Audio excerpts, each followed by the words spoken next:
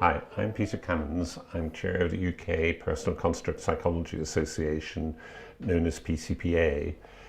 This video is the second in a series that PCPA is producing to demonstrate some of the contributions that personal construct psychology can make.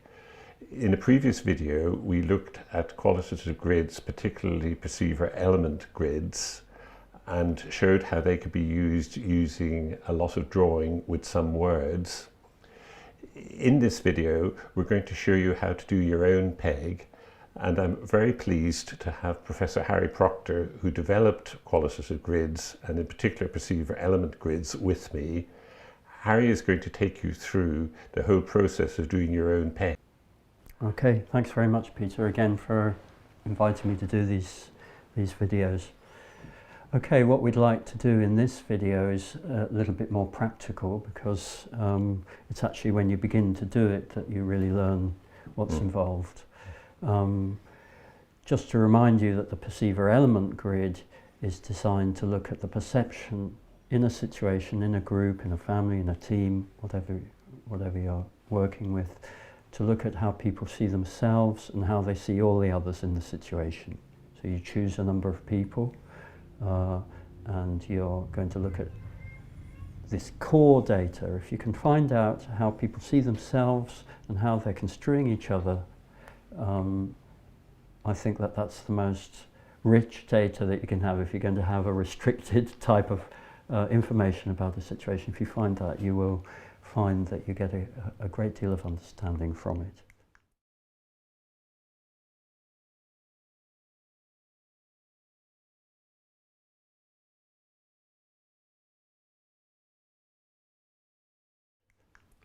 So what would probably be helpful for people who are watching this video is at this stage to look at an actual example of what a PEG looks like. Yes, and we hope to be able to allow viewers to download a PDF so that they can actually use a form and fill it in, don't we? Right. And in fact, in our next slide, we have what I would call a blank PEG, a 3x3 PEG. So we're talking about 9 cells or boxes that need to be filled in. So if, for the sake of argument, we did this for me about my family, yeah. In particular, I'd like to look at my mother and father, but the problem is they're both dead. Does that stop us using this method? No, because you can use this historically.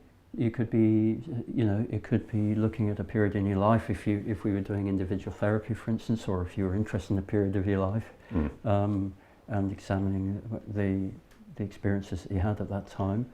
But of course, in a sense, our family members never die because they're always in our minds. And that's, I think, particularly of one's parents, is a very, very strong statement. I mean, it reflects a very strong reality that even when your parents have died, given that they were the ones that brought you up, their voices, as is said, are often still in your mind. So you think, oh, what would Dad say about this? What would Mum feel about that? Right. That sort of thing. So, now, there's one thing to say, there's a couple of things to say actually, and that is, in this situation, we're going to hope that the people viewing the video, in order to practice, will be just filling in this themselves. Yes. Okay. Right. But you can also use this, say, in a family interview, in which people are directly entering, if the third person was your father, then, let's say it was your sons who are still alive. Right. So it would be you, son A and son B. Okay. And so I could come to your house and say, I want you to fill this in. You'd fill in the first row. Right. A would fill in the second row and B would fill in the third. Right. But in this situation, I'm asking you to guess what A and B, your sons, would say about how they see you, A and B. Right. Okay? Yep. The other thing is it says situation at the top. Now you could, if you think about you and your sons, you can speak in the general, can't you? An unspecified time. This is how we tend to see each other. Okay. But you can also, and if you were working clinically, you might be interested in a particular, say, a crisis that happened recently, or a situation. It could be a positive thing, not just a difficult thing. then you could say, well, the situation was last Thursday we went to the beach and we had a really nice afternoon, and think about filling this in that very situation. Right. Because construing is very situationally affected. You know. So another one that comes to mind, which I haven't had to face yet, is that we had a row at a family wedding. Okay. And that would be the situation. Okay, so you would then say, well, how did you see yourself in that, in the midst of that family wedding and the row?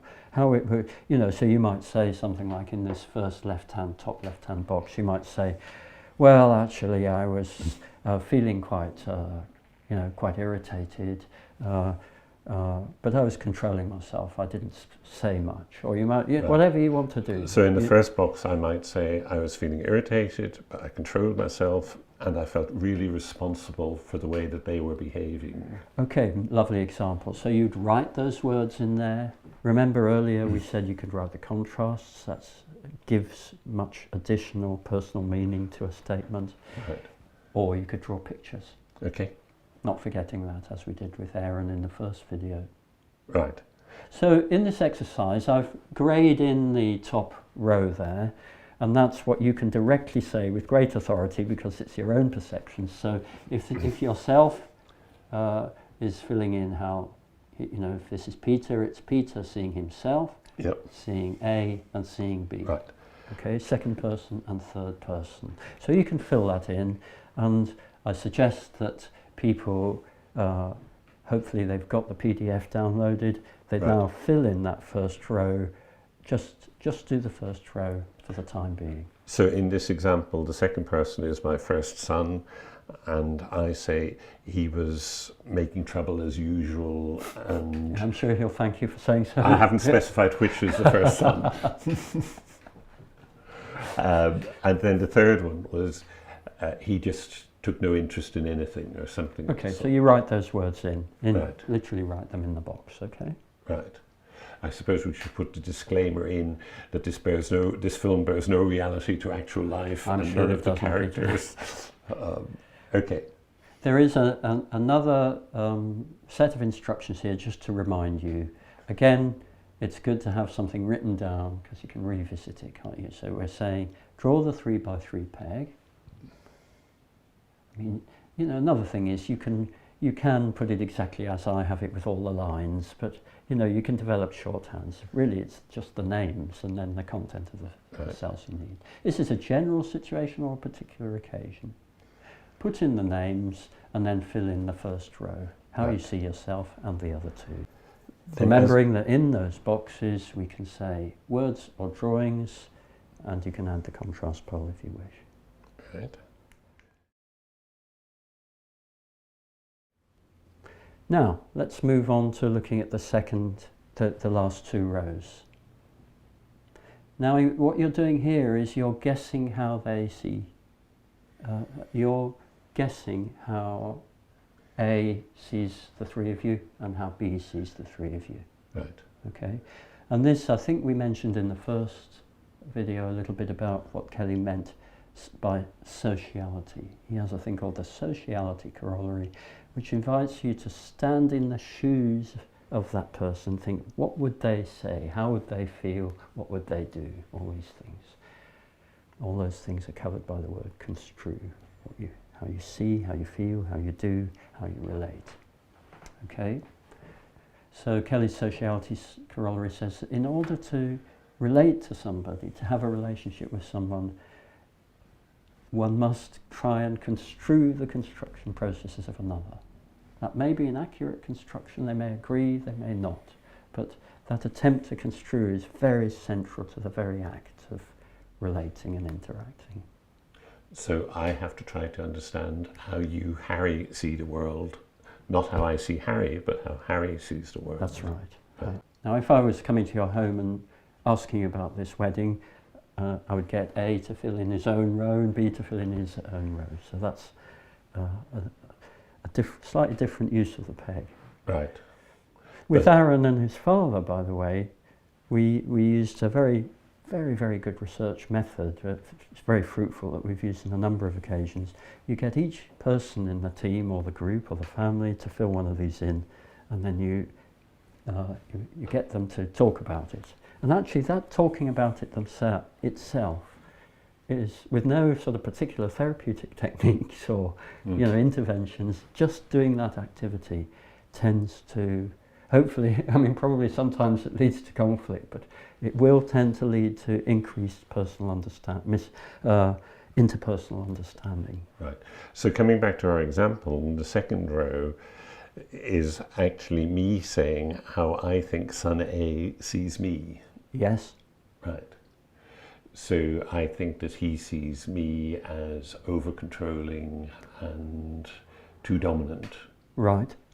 Right. So you would write those words again in there. Right. You could even do a cartoon a bit like Aaron's father, boss of the house. Right. Or something like that. And then the next column is that I think that he sees himself as the only one who gets things right. Right. Okay. Is that right? Yeah. So you put those very words in, the only one who gets things right. And I think that son B sees himself. No. Son A sees B. That's where it gets complicated. Or second person sees third person. Right. So the second person sees the third person as being, he's always competing with me, or he never lets me have my own way. Right. Right. I see. Yeah. Again, write the words in. Right. And we've produced this PDF, but I mean you could use much bigger bits of paper, so there's plenty of room. When I use this in teaching workshops, people sometimes really want to expand. I can remember a particular workshop, somebody had this enormous piece of paper with a huge amount of material written on it. It's quite complicated until you get that idea that it's not how I see it, it's how I think other people see it. That's right, yeah. And once you've got that crucial bit, it starts becoming more straightforward. Yeah. So when we come on to the third person, yeah. then it's how son B sees me. Yeah. Right? And I say that I think he sees me as the only one who makes sense. Okay. Yeah. Mm-hmm. And then the next thing is, how does son B see son A? Yeah. That's the third person seeing the second person. Right. And what would I say there? That the third sees his brother as being a pain in the neck most of the time. Okay. Yeah. So you'd put that, you might say, if I was a therapist doing some therapy on your family, with your family, I might say, is there a time, B, when you see A in a slightly more positive light? Can you try and think of an occasion? Because I want to get the contrast pole. I want to get the contrast. Pain in the neck versus, well, sometimes he might say, well, let me ask you, you know him. Mm-hmm. Well, what might he say when they're getting on better, or, maybe a time in the past when they used to get on better, or whatever. Right. So it could be something about somebody who's fun to be with. Or... Yeah, so it'd be pain in the neck versus fun to be with. Mm. That might be one construct. There might be two constructs going there, but it doesn't really matter. The important thing is that we've got some kind of contrasting position. And in therapy, when you find these constructs that people are using, you've got a choice. You either go to the problematic pole. I mean, pain in the neck might be something that it would be a good idea to help the people modify, get a better situation. So you can concentrate on the problem end of the construct, if you like, and that obviously is going further into the detail and the understanding and the history and whatever you want. Or you can choose to go to the positive pole, which you might call a goal, a problem versus a goal. So you might check with B and say, look, if we could somehow find a way, I like to ask these questions of a hypothetical nature, if we could find a way, because you don't want to be promising that you can make these changes. Sometimes they can be made easily, sometimes they can't be made at all, apparently. But you might say, well, if somehow you could see your brother in that more positive light, for more of the time, would you be interested in things being like that? Right. And if it's a genuine positive of the person, well, of course, yes, that would be good. I don't think I can, but, whatever it is, and then you found something positive, and they say, well, let's explore a little bit that time when you were getting on better. How did you manage to get on better? And that's where the grid becomes a focus of a conversation rather than a thing in itself. Very much so, yes. And then the last quote, obviously, is the third person talking about himself. Yeah. Right. So then we have... So the self-concepts, as you might want to call them, the self-construals, are the diagonal cells in the Right, in the that's grid. quite neat. Right. Yeah. So there's me on me, second person on second person, and third person on third. Yeah, that's all the self-construals. Right. Yeah. And what we've got then is a peg that actually demonstrates the relationship between how I see. Demonstrates a nice word, reflects, maps. You know, it's there to be examined and looked at and discussed. Right. Yeah, and perhaps compared with a future occasion when you apply it again. Right. Harry, that's been really helpful going through that and seeing how each cell is filled out, or each section. Do you call them cells? Each cells box, or boxes, yeah. And particularly that twist of understanding that it's how I see the other person viewing the world. But I would imagine, even having done it once, people will still have questions about what does this look like if somebody else has done it? You mean if the peg is filled in by the actual people rather than one person guessing another? And I think that you have one that you're going to show us in the next video that demonstrates just that. Yeah, that's right. So video number 3, I think it is. Right, yeah. okay.